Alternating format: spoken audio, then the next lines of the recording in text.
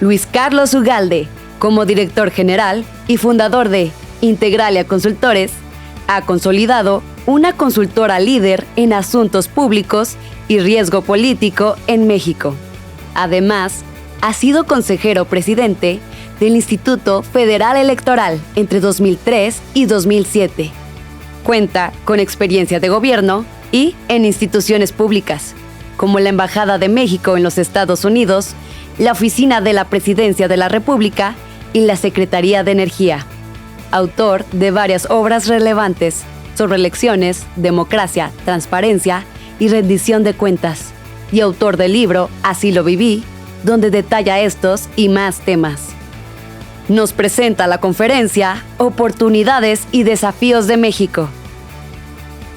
Tercer Foro Inmobiliario del Norte, el poder de construir el futuro de México. Luis Carlos Ugalde, es un honor tenerte el día de hoy aquí en este Tercer Foro Inmobiliario del Norte. Muchísimas gracias, bienvenido, adelante.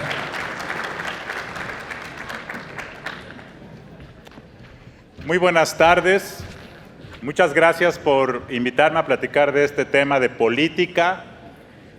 Como ya dijo Jorge, yo siempre recomiendo que estas charlas de política sean con un buen tequila, pero todavía no llega el cóctel de romper el hielo, así es que vamos a platicar un poco de qué va a pasar y sobre todo cuáles son los riesgos y oportunidades que la política y las elecciones traen para su sector en los próximos años.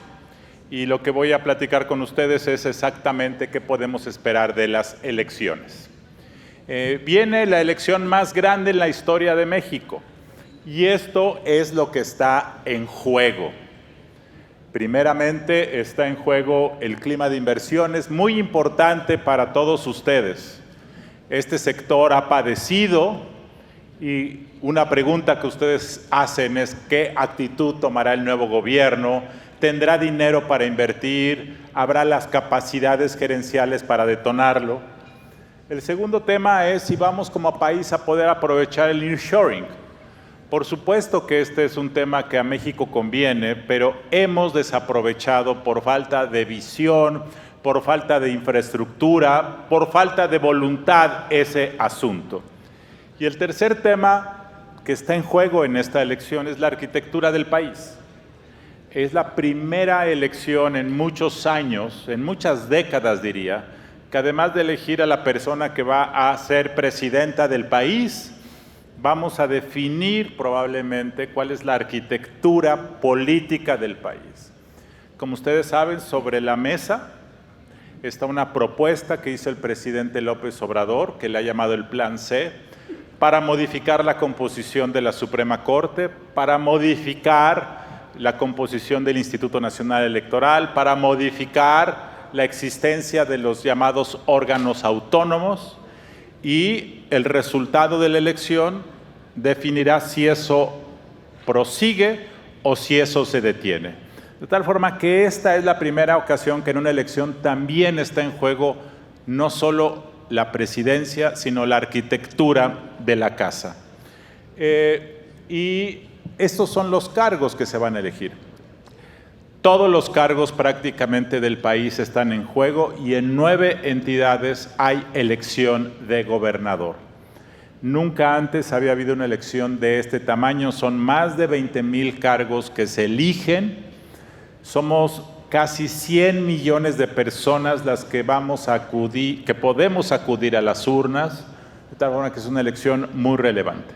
Sin embargo, quizá lo más importante para ver esto es si el país va a cambiar o va a continuar en una ruta semejante. Miren ustedes que son empresarios, han seguido de cerca la ruta de desarrollo económico y político de México. Desde 1982 más o menos, en el país han gobernado diversos partidos. El Partido Revolucionario Institucional, luego en el 2000 hubo una alternancia en la presidencia cuando ganó Vicente Fox, llegaron a la presidencia por 12 años, luego en 2012 volvió a ganar el PRI con Enrique Peña Nieto y en 2018 ganó López Obrador. Ha habido cambios en la composición política del país. Sin embargo, si ustedes piensan en términos económicos, las reglas del juego, las oportunidades para invertir han variado, pero en lo fundamental, sé que en el sector que ustedes tienen a veces ha habido obstrucción, a veces se han cancelado permisos, a veces no hay recursos, pero las reglas del juego económico siguen siendo en lo general más de continuidad. López Obrador nos dice que es un presidente de la transformación y que el país es otro, pero yo veo que la economía en general sigue funcionando más o menos igual. Yo veo que fuera de 2 o 3 sectores, en general las empresas, los corporativos, las empresas globales están haciendo más dinero que nunca en México. Hace 2 o 3 semanas fue la convención bancaria y se reportó lo que sabemos, que nunca la industria bancaria y financiera mexicana había tenido tanta rentabilidad como en los últimos 3 años. Las personas más ricas del país son más ricas que antes. Este gobierno dijo que iba a separar el poder económico y el poder político y las prácticas siguen siendo las mismas.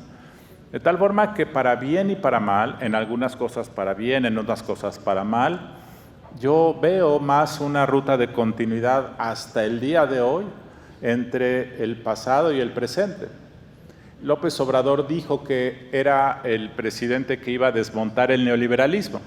Eso lo dice todos los días en sus conferencias mañaneras. Pero cuando él era presidente electo, aún antes de tomar la presidencia, ratificó una de las medidas fundacionales del neoliberalismo en México, hecha por Salinas de Gortari, su archienemigo, que fue el tratado comercial con Estados Unidos.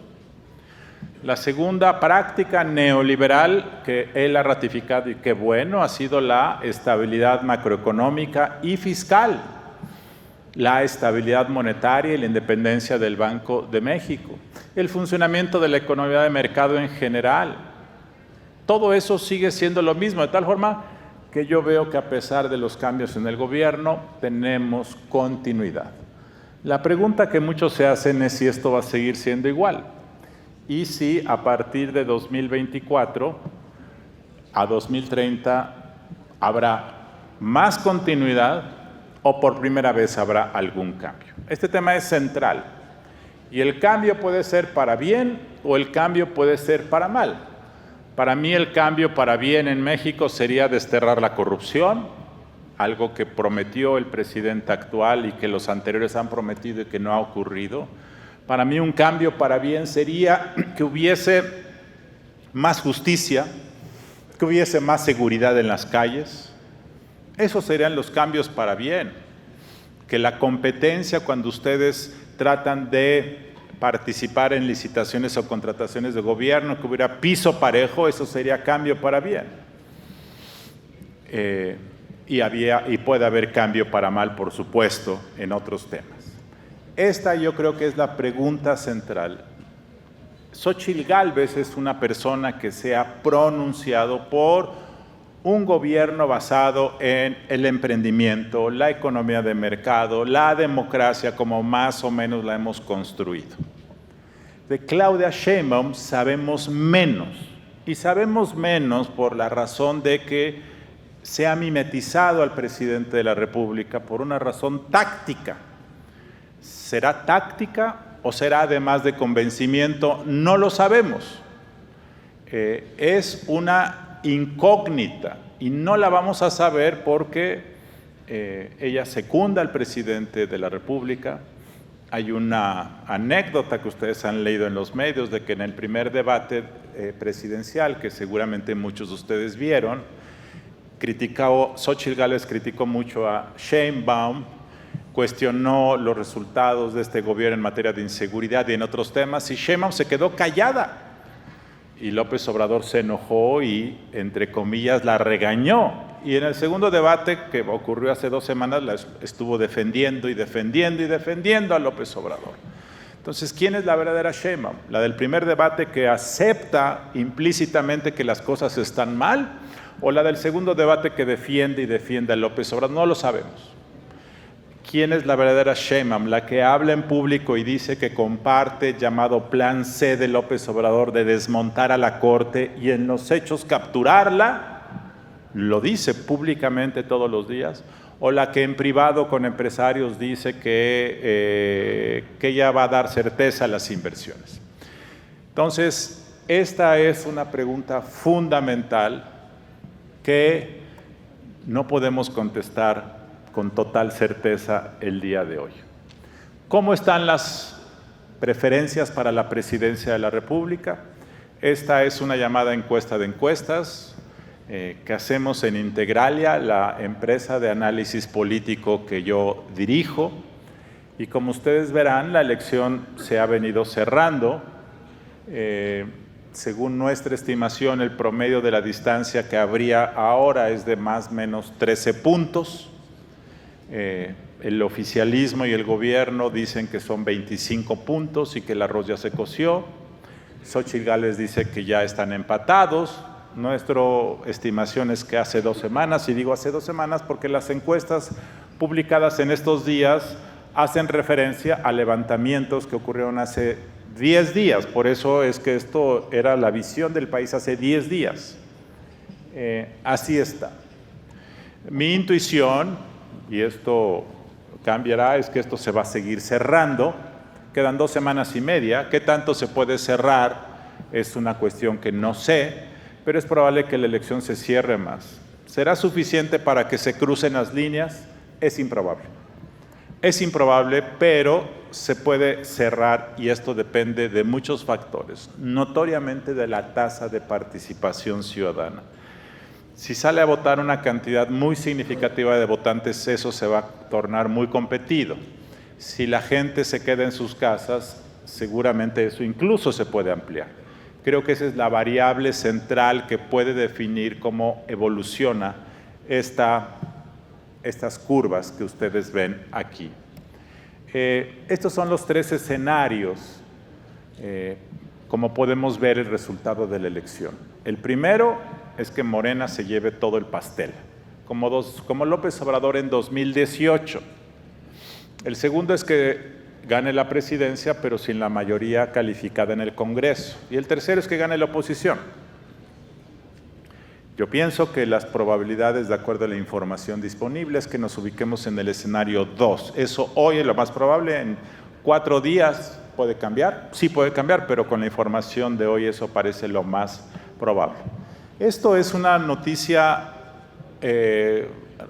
buena en el sentido de que el hecho de que no haya una fuerza con la capacidad para cambiar la Constitución genera moderación, o debería de generar moderación. Si cayéramos en el escenario 1, entonces en los próximos 3 meses este país cambiaría de manera drástica para mal, desde mi punto de vista. Porque ustedes saben que la concentración de poder lleva, incluso en las familias, en la vida de parejas, en las empresas, en cualquier lugar, cuando una persona decide todo sin contrapeso, todo se jode. Y por lo tanto en la política es lo mismo. La concentración del poder lleva al abuso del poder, a la soberbia, a la arrogancia, a la corrupción, y todo sale mal. Muchas de las cosas que han salido mal en estos 5 años, hay cosas que han salido bien, pero las que han salido mal son por la arrogancia del poder. Y esto no es nuevo en la historia de México, esto ocurrió en el siglo XX miles de veces. Quienes recuerdan los gobiernos de José López Portillo, por ejemplo, la arrogancia del poder, el que no hubiera nadie que lo detuviera, conduce a la estupidez humana. Por eso el escenario 1 sería un escenario de equivocación, de radicalización, y creo que eso al menos se ve improbable que ocurra. Y el hecho de que gane la oposición hoy se ve improbable, y esperemos ver qué ocurre en las próximas semanas. En el caso de las elecciones de gobernador, así veo las cosas. 2 gubernaturas, Chiapas y Tabasco, en donde es casi seguro que las ganará Morena, por eso están del lado izquierdo en el color de Morena, ahí parece rojo, pero es, digamos, el color guinda de Morena. Del lado derecho están las gobernaturas que va a ganar la oposición muy seguramente, que es Guanajuato, Yucatán y Jalisco, en el caso de Jalisco con Movimiento Ciudadano. De tal forma que hay 5 que están prácticamente definidas, y en medio hay 4 que son muy competidas. Morelos, Puebla, Ciudad de México y Veracruz. ¿Qué va a pasar? Pues dependerá de lo que ocurra, sobre todo la Ciudad de México y Veracruz. Particularmente esas 2 entidades están muy competidas, la oposición puede ganar en las 2, Ciudad de México y Veracruz, y son significativas las 2 porque por la Ciudad de México por ser la capital y Veracruz por ser la 4ª entidad más grande en términos poblacionales y una de las más importantes en términos económicos, una entidad que desafortunadamente ha estado aplastada por malos gobiernos, por corrupción durante mucho tiempo, pero por eso es muy importante esas elecciones. ¿Cuáles son las fechas clave para que tengamos en mente?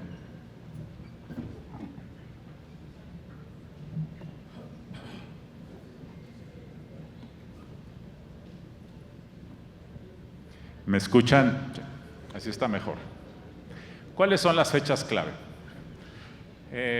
Este domingo es el tercer debate. ¿Quién vio el segundo debate? Qué buenos ciudadanos hay aquí. Muy importante. Veamos este tercer debate este próximo domingo a las 8 de la noche. Por cierto, para quienes estén interesados, hay una convocatoria, una marcha en muchas ciudades del país llamada Marea Rosa. El próximo 29 de mayo, miércoles 29 de mayo, terminan las campañas. Ya estamos muy cerca de que eso ocurra. El 2 de junio es la jornada electoral. Luego de la jornada electoral vendrán 3 meses en donde lo que ocurre sería el periodo de transición, que tendrá 2 características. Una, que habrá un proceso de revisión y de litigios. Los partidos generalmente se quejan cuando pierden. Y el segundo es que López Obrador irá de salida, pero será el primer presidente en muchos años que no se querrá ir. Y yo me imagino mucho como cuando a las 2:30 de la mañana estás en un antro con tu whisky y te empiezan a prender la luz y no te quieres ir, ¿no? Aquí hay muchos que les ha pasado, se ríen. Y muchas veces cuando te sacan de un antro a las 3 de la mañana te vas tirando vasos de enojo, ¿no? Bueno, algo así puede pasar en esta ocasión. Con López Obrador, por su estilo, es obvio y evidente cómo es, y entonces cuando un presidente se va y no se quiere ir y está enojado, es capaz de hacer cosas por enojo, y tenemos que estar muy pendientes de eso porque eso puede generar mucho riesgo al clima de negocios. En septiembre inicia la legislatura, la nueva legislatura, muy importante, depende de la composición para saber qué ocurrirá, pero el mes de septiembre es el último mes del presidente López Obrador y es probable que quiera dejar su sello en la historia. Por eso él quiere obtener la mayoría calificada, porque si la obtiene va a modificar la Constitución y va a derribar, como él dice, al poder conservador de la Suprema Corte, como le llama, y va a decir, este es el último obstáculo de la transformación, y si no tiene los votos lo va a intentar. Septiembre va a ser un mes muy intenso políticamente hablando y de estridencia política el mes de septiembre. En octubre toma protesta la nueva presidenta de México e inicia un nuevo ciclo político. Ojalá con esto le demos vuelta. Las elecciones siempre sirven para cambiar la baraja, repartir un nuevo juego, que la gente retome la esperanza, que los que perdieron la ronda pasada vuelvan a estar en la mesa conviviendo. Ese es el propósito de las elecciones, ojalá lo logremos. ¿Qué hay entonces el 2 de junio? Especulación un poco. Primero, con la información de hoy, es más probable que gane Sheinbaum la presidencia de la República. 2, sin mayoría calificada, lo cual es una buena noticia. 3, percibo que en el ámbito local Morena va a empezar un ciclo perdedor. Morena es un partido relativamente joven. Fue fundado en 2014. En 2018, cuando fue la elección presidencial, tenía 0 gubernaturas, 0. En el transcurso de 5 años ha logrado ganar 21 gubernaturas, 0 a 21. Un crecimiento impresionante. Yo veo que ese crecimiento está llegando a su cima y que ahora va a empezar a perder. En esta elección puede perder la Ciudad de México, puede perder Veracruz, podría perder Morelos. Entonces, es probable que a nivel local empiece a perder algunos lugares como resultado de malos gobernantes y de malos gobiernos. El 2 de junio esperen ustedes que haya muchos candidatos que salgan a decir que ganaron sin haber ganado. A las 6 de la tarde que cierran las casillas, todo el mundo sale a decir, ya gané. 5 horas después uno se entera que no ganaron, pero ya generaron un ruido y duda. Y es probable que la oposición denuncie una elección dispareja. Esta es y sí es la elección más dispareja en la historia del país. Es la elección más dispareja porque nunca habíamos tenido un presidente que se metiera tanto a la cancha del juego. Nunca. En 2006 yo fui presidente del Instituto Federal Electoral. Fue la primera ocasión que López Obrador compitió para ser presidente de México. Y muchos de ustedes recordarán una frase célebre que dijo que era, cállate chachalaca. ¿La recuerdan? Lo dijo porque Vicente Fox, que era muy parlanchín, no tanto como López Obrador, empezó a decir de manera genérica, jamás hablaba de López Obrador, pero siempre decía, no hay que cambiar de caballo, el populismo es peligroso, hay que seguir en la misma ruta. Ese tipo de cosas decía, pero no crean que las decía en una mañanera. Fox nunca tuvo una mañanera, pero lo repetía, lo decía, lo soltaba. Y entonces López Obrador se enojó mucho y en febrero de 2006 le dijo, cállese chachalaca. Esa expresión, que fue vista como algo muy violento en su momento, hizo que el IFE, que yo presidía, emitiéramos un acuerdo de neutralidad para pedirle a Fox que se callara y a todos los gobernadores del país. Y Fox se calló, se enojó mucho, a mí me lo dijo en su oficina el 19 de febrero de 2018, de 2006, porque lo fui a ver para anunciarle que el IFE le pedía que se callara. Y me dijo que eso era injusto, que dónde estaba su libertad de expresión, que él tenía derecho a defenderse. Lo mismo que dice López Obrador, lo dijo Fox. Le dije, perdóname, pero hay algo más importante que su libertad de expresión, que es el clima de concordia del país, y por eso le pedimos que se calle. Y se cayó, enojado, pero se cayó. Y ya no volvió a hablar en los 4 meses que restaban del proceso electoral. Bueno, López Obrador todos los días habla, y eso ha hecho un piso disparejo. 2, porque las campañas en el caso de Morena empezaron 2 años antes, y en el caso de la oposición empezaron 6 meses antes de lo que la ley dice. Y la tercera es porque se ha gastado muchísimo dinero, más de lo que se puede.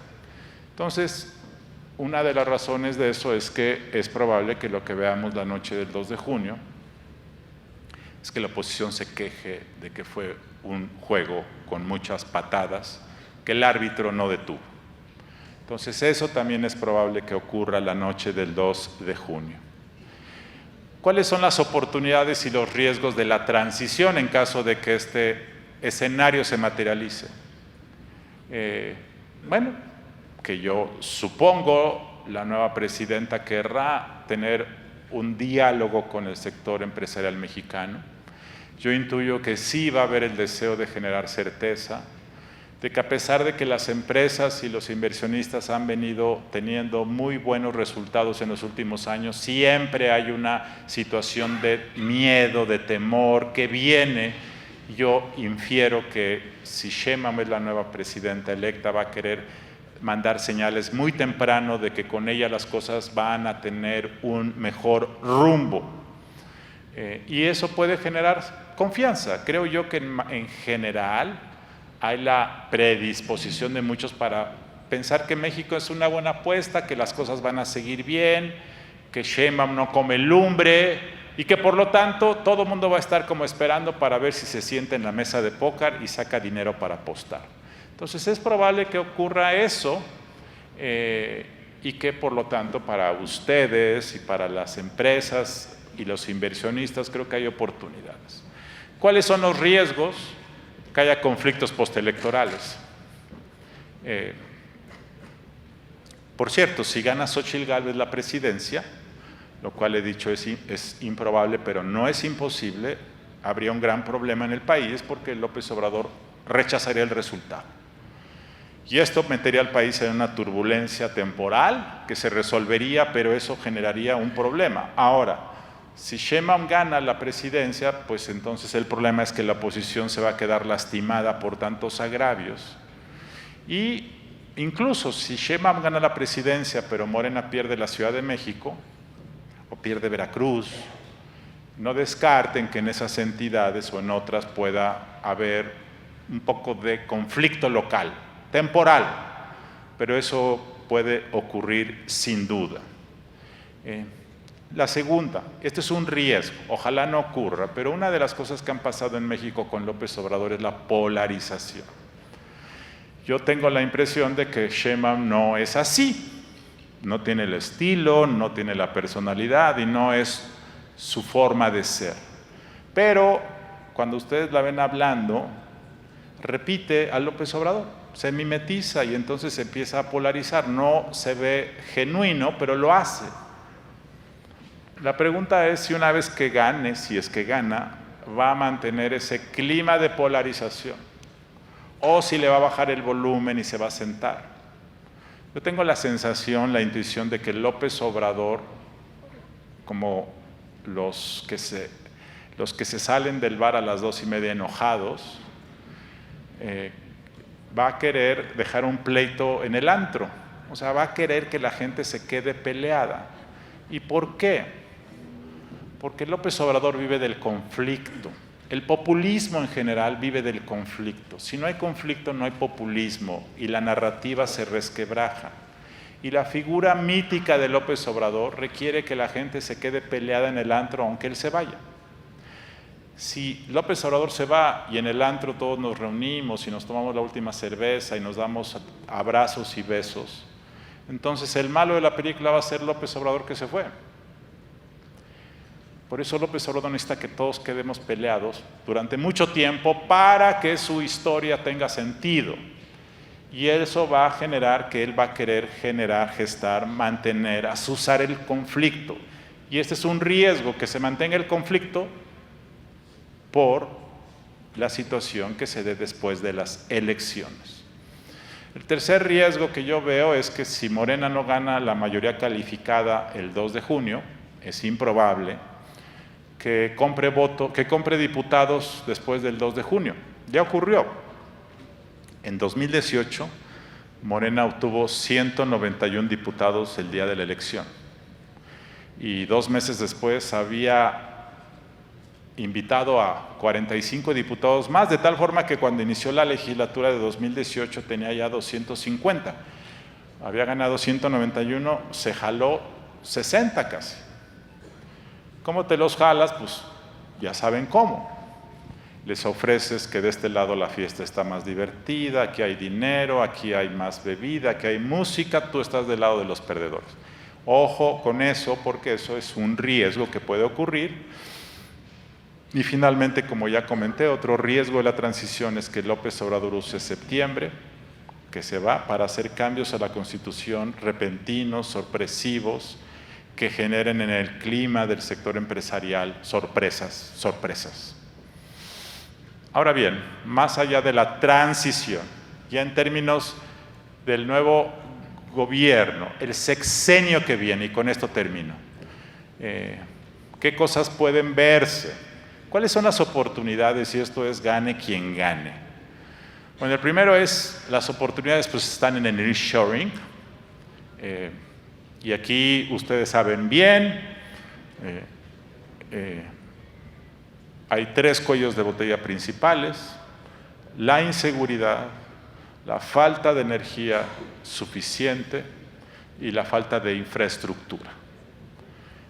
El tema de la inseguridad es un problema estructural que empeora y empeora y empeora, y aunque muchas de las empresas que vienen a invertir a México ya aprendieron a sortear eso, y los parques industriales son espacios para aislarte del entorno, este tema pues es un problema que está ahí y es un obstáculo. El segundo es la energía. No voy a entrar a ese tema. Sheinbaum ha dado señales de que quiere resolverlo, pero es un cuello de botella tan grande que es un problema estructural. Y el tercera es la infraestructura en general de puertos, carreteras, transportes, aeropuertos, etcétera, etcétera. La otra oportunidad es, por supuesto, el tema de electromovilidad, energías renovables, infraestructura y en general la confianza para invertir. Como ya dijo Jorge hace unos momentos, Sheinbaum y Xochitl han presentado programas muy ambiciosos en materia de infraestructura. Creo que aquí hay enormes oportunidades para ustedes. Ya veremos cómo se aprovechan o no se aprovechan. Sin embargo, hay dudas para que eso ocurra. La primera duda es la política fiscal. No hay dinero. Y Claudia Sheinbaum ha dicho que no se necesita una reforma fiscal. Si no haces una reforma fiscal, ¿cómo le vas a hacer para resolver los cuellos de botella? ¿Cómo? No hay dinero. Hace 6 años, cuando López Obrador llegó a su oficina, abrió el cajón izquierdo y había 400,000 millones de pesos que Peña le había dejado de fondos, el fondo de compensación, 3 fondos de compensación que sumaban 400,000 millones, que López Obrador se los gastó casi todos. Y gracias a eso no tuvo que hacer una reforma fiscal en parte. Ahora Sheinbaum va a llegar a su escritorio, lo va a abrir y va a ver vouchers de dinero gastado y pagarés de los programas sociales, de los programas de infraestructura. Solo para darles una idea, el programa 70 y más, que no estoy cuestionándolo, simplemente estoy dando un referente de magnitud. El programa 70 y más en el 2018 erogó 70,000 millones de pesos, 70,000. Este año va a erogar 420,000, de 70 a 420 sin reforma fiscal. Entonces, no hay manera de que prospere si no hay reforma fiscal, y Sheinbaum ha dicho que no se necesita. 2, Pemex está quebrado, está endeudado con proveedores y su deuda en papel sigue siendo de 106,000 millones de pesos, pero su deuda con proveedores es de 25,000 millones de dólares, perdón, estoy hablando de dólares. Entonces, pero Pemex es un santuario ideológico de Morena, entonces, si no resuelves eso, ¿cómo le haces? ¿Podrá Sheinbaum resolver el tema de Pemex? Yo lo veo difícil. Lo veo difícil porque si lo trata de hacer seriamente, la van a acusar de ser una traidora. Luego está el tema arriba de la política social. Xochitl Gálvez anunció ayer, por cierto, en la mañana López Obrador anunció un aumento a los maestros del 10%. En la tarde en Veracruz, Xochitl dijo que era muy poco y prometió 20%. Entonces, ¿hasta dónde? Luego está la política energética y el tema de infraestructura que ya comenté. No hay claridad de cuál va a ser los modelos de participación privada. Las APPs, López Obrador ya las maldijo, dijo que era una forma de abuso, pero si no hay un modelo de participación público-privada, no hay manera de desarrollar la infraestructura. De tal forma que estos son algunos de las dudas sobre las políticas estructurales. Y hay otras dudas sobre la operación de gobierno, cosas que vienen. La primera es el tema del inicio de gobierno. ¿Qué va a pasar en los primeros 100 días? Siempre ahí es donde el gobierno deja un sello distintivo. ¿Qué pasará? Segundo, ¿cómo será el gabinete? ¿Moderado o de radicales? El primer gobierno de López Obrador, ustedes recordarán, estaba encabezado por Alfonso Romo, que al sector empresarial le generó tranquilidad. La verdad es que no logró hacer muchas cosas. La primera cosa que generó preocupación fue la cancelación del aeropuerto, y todo el mundo decía, pero ahí está Alfonso. Bueno, pues ahí está Alfonso, pero cancelaron el aeropuerto, y así vino hasta que él renunció. Bueno, ahora, ¿cómo será el gabinete? Yo tengo la impresión de que en caso de que Sheinbaum gane, va a ser un gabinete más de expertos en comparación con López Obrador, lo cual me parece algo bueno. ¿Habrá radicales? No lo sé. Supongo que será un gobierno más tecnócrata por la formación que tiene Sheinbaum. Es probable que sea un gobierno más de expertos. ¿Qué va a pasar con el plan C? El plan de cambiar la Corte y correr a los ministros y correr a los consejeros del INE y desaparecer a los órganos autónomos. Si no tienen los números, como creo que no los tendrán, van a querer forzarlos, van a querer aprobar eso. Y finalmente la relación con Estados Unidos. Este es un tema muy complicado. Si Trump gana la presidencia de la República, la presidencia de los Estados Unidos, no solo México, el mundo va a estar en un gran problema. Y México va a estar un poco más en problemas que el resto del mundo. No sabemos si Trump vaya a adoptar con México un estilo más pragmático porque está en pleito con China y no se puede pelear con China y con México si quiere tener en México un aliado para la sustitución de las importaciones chinas, o si con México va a barrer igual.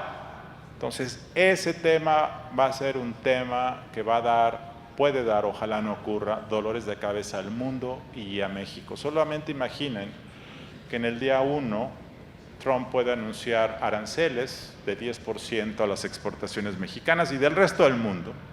Simplemente imaginen que en el día 1 Trump puede anunciar un programa masivo de deportaciones de mexicanos ilegales o de ilegales en general, que deporte a 100,000 personas a la frontera en el primer mes, 500,000 en el primer año.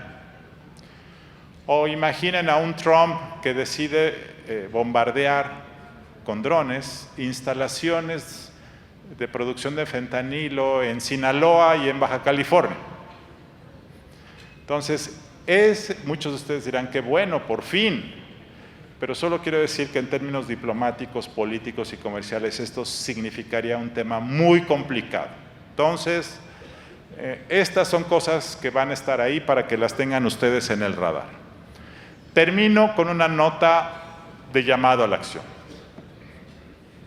Yo creo, soy moderadamente optimista de que las cosas, de que ustedes como sector y el sector empresarial en general en los próximos años tendrá oportunidades nuevas, que México comparativamente a la región de América Latina seguirá siendo uno de los polos más atractivos de destino y que el país tendrá una ruta de crecimiento. Primera cosa que quiero dejar. Segunda cosa que quiero dejar, también estoy preocupado por el país, porque el país está siendo carcomido por el crimen organizado. También estoy preocupado por el país porque siento que la democracia tiene algunos riesgos enfrente. Me preocupa que la corrupción siga rampante y crezca, que esto afecte la competencia y la innovación, de tal forma que pues veo de las dos cosas, pero sigo siendo moderadamente optimista. Ahora, como personas, más allá de como empresarios, creo yo que lo mejor que puede pasar de aquí al 2 de junio es que todos hagamos un esfuerzo por votar. ¿Para qué? Uno, porque si votamos, la democracia se fortalece. A mí me importa más defender la democracia que gane Xochitl o que gane Sheinbaum, aunque claramente que gane una u otra tiene impacto sobre la democracia, pero el tema de promover el voto es una manera de defender la democracia. Y ustedes, creo yo, y el sector empresarial, tiene una obligación de defender los principios de la libre empresa. Más allá de defender, bueno, además de defender sus oportunidades de inversión, defender la libre empresa es un tema muy, muy importante. Yo los invito a que salgamos a votar porque yo así quisiera que estuvieran los periódicos del 3 de junio. Yo lo que quisiera es que la gente saliera a votar en números históricos y que esa fuera la noticia, que no fuera quién gana y quién pierde. Yo no quiero ver a López Obrador el lunes burlándose. Yo quiero que el mensaje sea que México votó en récord histórico, que el mensaje sea que la gente se volcó para dar un mensaje de que más importante que los partidos es el país.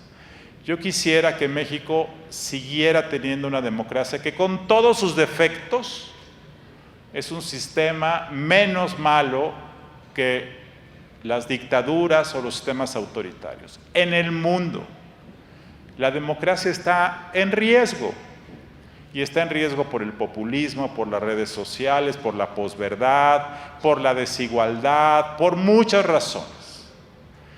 Tenemos que defender esto con todas sus imperfecciones, independientemente de quién gane.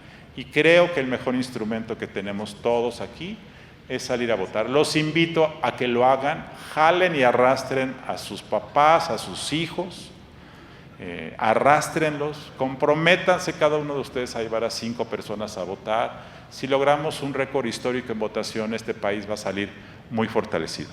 Muchísimas gracias.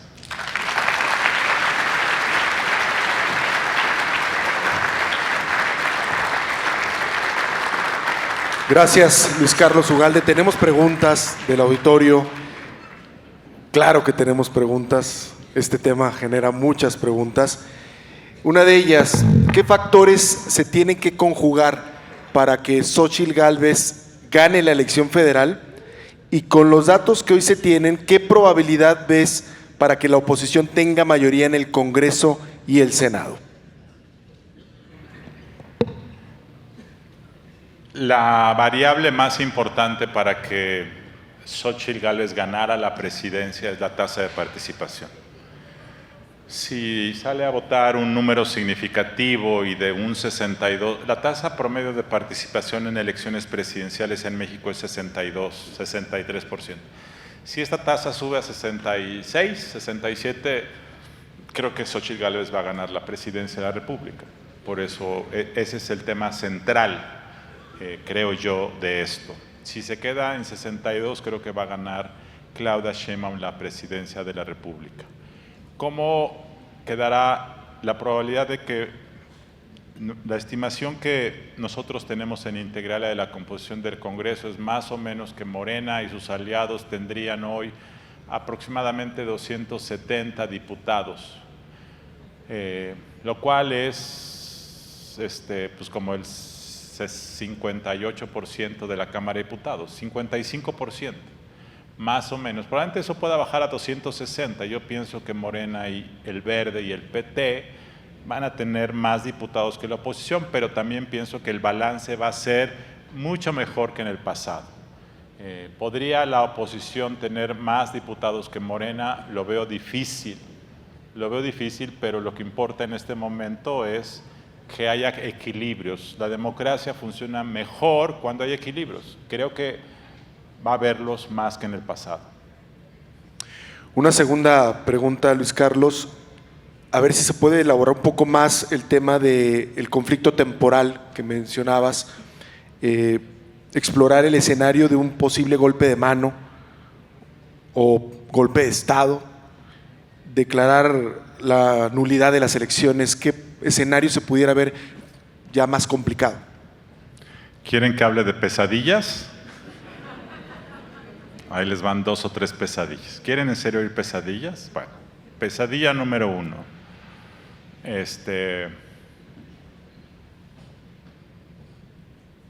Pesadilla número 1. Gana Sheinbaum, pero por una distancia de 3 puntos. La oposición se queja y impugna la elección porque, pues efectivamente, la cancha está tan dispareja que, pues evidentemente, en un escenario así se puede anular la elección, como López Obrador lo pidió en 2006, igual, y la oposición pide que se anule la elección. Y entonces el país entra, pues 2 o 3 meses en una situación de incertidumbre porque el Tribunal Electoral tiene que revisar. Hace 18 años López Obrador en ese periodo puso un plantón en Paseo de la Reforma, ¿se acuerdan? Bueno, entonces, ¿qué pasaría en ese entorno? Pues que López Obrador se pondría un poco enojado y entonces tendríamos un verano muy caliente y muy ríspido. Al final de ese periodo lo que puede ocurrir es que se anula la elección y entonces se convoca una elección en abril de 2025. Entonces, imaginen ustedes, tienes que nombrar un presidente interino el 1 de octubre para que esté en el cargo 6, 8 meses hasta que la elección te da un nuevo presidente. O bien el tribunal decide que, aunque hubo muchas quejas, la elección es válida y entonces el nuevo gobierno empieza en una situación de mucha rispidez. Esa es una pesadilla. Otra pesadilla, que ganes, bueno, otra pesadilla en términos de estabilidad del país, que gane Xóchitl y que el presidente no acepte el resultado y que eso genere una enorme volatilidad financiera, turbulencia, protestas, y entonces que haya inestabilidad en el país. Los mercados financieros que han estado muy estables en los últimos 20 años empezarán a fluctuar, habría una depreciación del tipo de cambio, etcétera, etcétera. Pesadilla número 2. Pesadilla número 3. ¿Más pesadillas? Pesadilla número 3. Trump gana la presidencia de los Estados Unidos y la última semana de enero ordena un bombardeo de instalaciones de producción de fentanilo de los Chapitos, empieza a deportar cientos de miles de mexicanos a la frontera y empieza un problema ya grave entre los dos países. Trump empieza a amenazar con salirse del TEMEC porque el déficit comercial con México es enorme y en 2026 eso lleva a una situación impredecible que ponga en riesgo el TEMEC. Son 3 pesadillas, son pesadillas. Ojalá no ocurran, por supuesto. ¿Qué más? Y bueno, hay una pregunta también relacionada con el Instituto Nacional Electoral. ¿Es el actual INE y será imparcial en esta elección? Hay 2 aspectos para evaluarlo. Uno es el aspecto logístico, operativo, que es la parte más importante, que es instalar las casillas.